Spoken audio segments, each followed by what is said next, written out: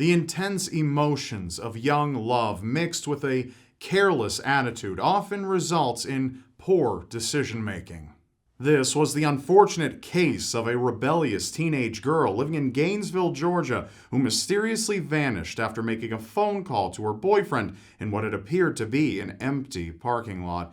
An unattended vehicle, a stripped body, and an uncertain cause of death.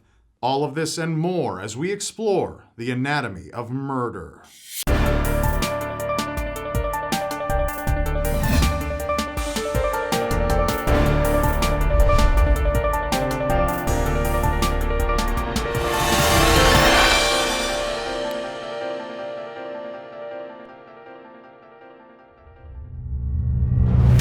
It was the late hours of September 20th, 1999, when 18-year-old Elaine Nix left her home to make a call that would unknowingly be her last.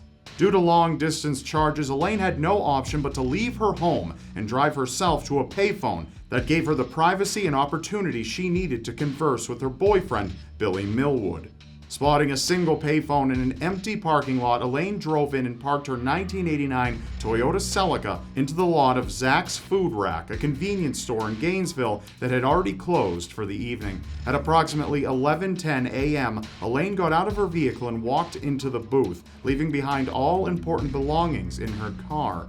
Since she'd used the same phone before to call her boyfriend, Elaine was confident that nothing would happen to the vehicle as she occupied the booth.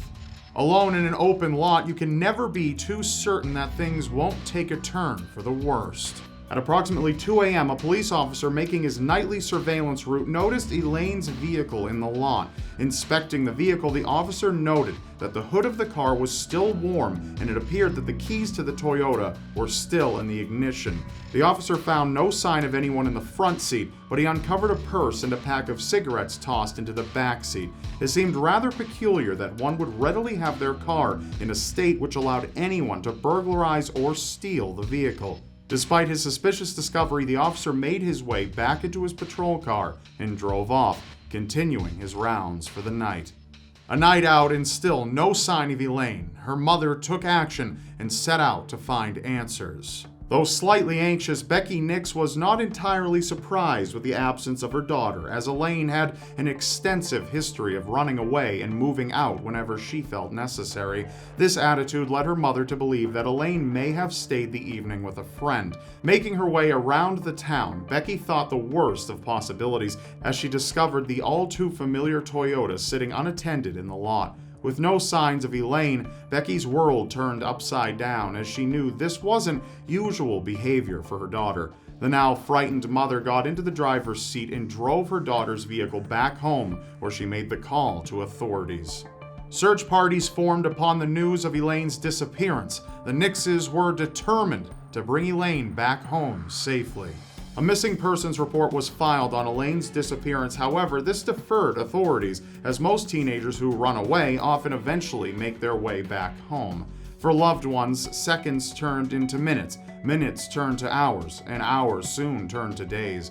Dusk until dawn, concerned family and friends, including Elaine's boyfriend, scavenged nearby rivers and creeks for the missing girl, but to no avail. Not a single trace of Elaine could be found. Tracking Elaine's last known whereabouts, Gwinnett County officials were able to obtain surveillance footage from the convenience store as well as phone records made on the payphone. Records show Elaine spending approximately 1 hour on the phone with her boyfriend, indicating that the call would have ended just after 12:10 a.m., less than 2 hours prior to the patrol officer discovering the unattended vehicle. Viewing the tapes, authorities made a grim discovery. A small, dark-colored pickup truck making its way into the parking lot around the approximate time that Elaine would have been present on the property. It is unknown what time the truck left the property. This would be one of the only leads in Elaine's disappearance. Anxiously waiting for any news, Elaine's parents feared the worst, but hoped for the best. On September 29th, a lifeless, naked, and decomposing female body was discovered in a wooded site in North Gwinnett County, an isolated sector of town known to truckers and illegal dumpers. Through the use of dental records and tattoos, investigators were able to make a positive match, accurately identifying the body as 18-year-old Elaine Nix.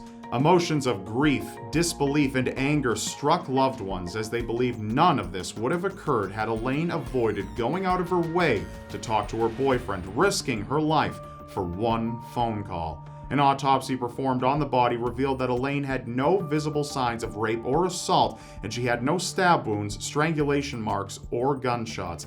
Unable to come up with a potential cause, medical examiners listed Elaine's death as undetermined. Family remembered that Elaine was last seen wearing a white t-shirt, khaki pants, and tennis shoes, all which were missing from the scene. Due to suspicious circumstances of the body, Elaine's case was reclassified as a homicide. Authorities were able to rule out robbery, seeing as Elaine's jewelry as well as the belongings in her vehicle were untouched. The discovery of her naked body made a strong impression that the murder had been sexually motivated. With the lack of evidence and eyewitness accounts, the efforts to locate the owner of the truck found on surveillance hit a dead end. Zero leads sadly turned Elaine's case cold, leaving friends and family with many questions and no closure. Desperate for answers, Elaine's mother and family friend Jennifer Boyd were able to have the case broadcasted on the Montel Williams Show on February 9, 2005.